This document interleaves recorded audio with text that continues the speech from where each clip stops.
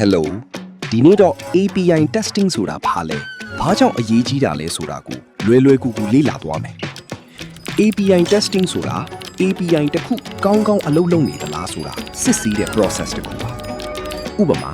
မင်း app တစ်ခုမှာ login ဝင်လိုက်တဲ့အခါ data တွေမှန်ပြန်လာမလား error တက်မလား speed ကောင်းမကောင်းဆိုတာကို API testing နဲ့စစ်ဆေးတာပါ API testing မှာ testing အမျိုးအစားအများကြီးရှိတယ်တစ်ခုချင်းစီက API ရဲ့ functionality, security, performance တွေကိုစစ်ပြီးတာပါ developer တွေကဒီ test တွေကိုကိုယ်တိုင် manually စစ်နိုင်တယ်လို့ tool တွေသုံး automated testing လည်းလုပ်တယ်အရင်တုန်းကတော့ API testing ကို development ပြီးခါနီးမှလုပ်ကြတာများတယ် ဒါပေမဲ့အခုခေတ်မှာတော့ bug တွေကိုစောဖမ်းနိုင်ဖို့ development အစပိုင်းကတည်းက testing လုပ်လာကြတယ်ဒီ approach ကို shift left testing လို့ခေါ်တယ်ဒါဆို API testing ကဘာကြောင့်အရေးကြီးတာလဲဒီနေ့ software လောကမှာ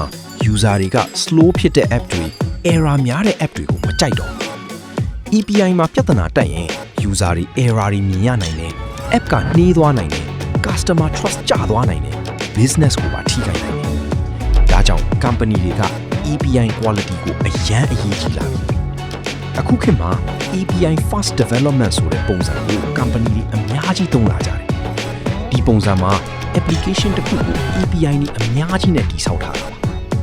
API တွေက system ရဲ့အဓိကအစိတ်ပိုင်းဖြစ်လာတာကြောင့် API testing ကရှိမဖြစ်အရေးကြီးတာအခု API testing အမျိုးအစားတွေကိုကြည့်ရအောင် contract testing ဆိုတာ API request နဲ့ response format မှန်စစ်တာပါ unit testing ကတော့ endpoint တစ်ခုတည်းကိုစစ်တာပါဥပမာ login API ကမှန် response ပြန်ပေးလားဆိုတာမျိုး end-to-end testing ကတော့ user journey တစ်ခုလုံးကိုစစ်တာပါဥပမာ login ဝင်တယ် product ရွေးတယ် payment ချီတယ်ဒီ flow တစ်ခုလုံးအလုပ်လားဆိုတာစစ်တာပါ load testing ကတော့လူအများကြီးတစ်ပြိုင်နက်သုံးတဲ့အချိန် API က handle လုပ်နိုင်မလားစစ်တာပါ product launch မတိုင်ခင်တို့ big sale မတိုင်ခင်တို့မှာအရန်အသုံးဝင်တယ် security testing ကတော့ hacker attack တွေ unauthorized access တွေရှိမရှိစစ်ပြီးတာပါ integration testing ကတော့ system တစ်ခုနဲ့တစ်ခု data ကောင်းချိတ်ဆက်နိုင်လားဆိုတာစစ်တာပါ functional testing ကတော့ API က requirement အတိုင်းအလုပ်ရလားဆိုတာစစ်တာပါ API testing က software quality ကိုကောင်းမွန်စေတဲ့အရေးကြီးဆုံး process တွေကတစ်ခုပါ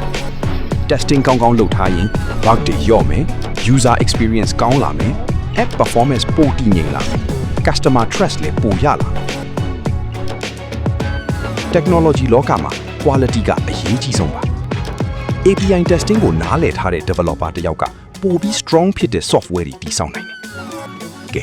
ဒါတွေကတော့ web developer တိုင်းမဖြစ်မနေသိထားတဲ့ API testing အခြေခံအချက်တွေပဲဖြစ်ပါတယ် API တစ်ခုကိုမှန်ကန်စစ်ဆေးထားမယ်ဆိုရင်ကိုယ့်ရဲ့ web application ကပိုတည်ငြိမ်မယ် error တွေလျော့မယ် user experience လည်းပိုကောင်းလာမှာသိချပါတယ်ဗီဒီယိုလေးကိုသဘောကျရင် like နဲ့ subscribe လုပ်ထားဖို့မမေ့ပါနဲ့နော်အားလုံးပဲပါရတဲ့နေ့လေးဖြစ်ပါစေ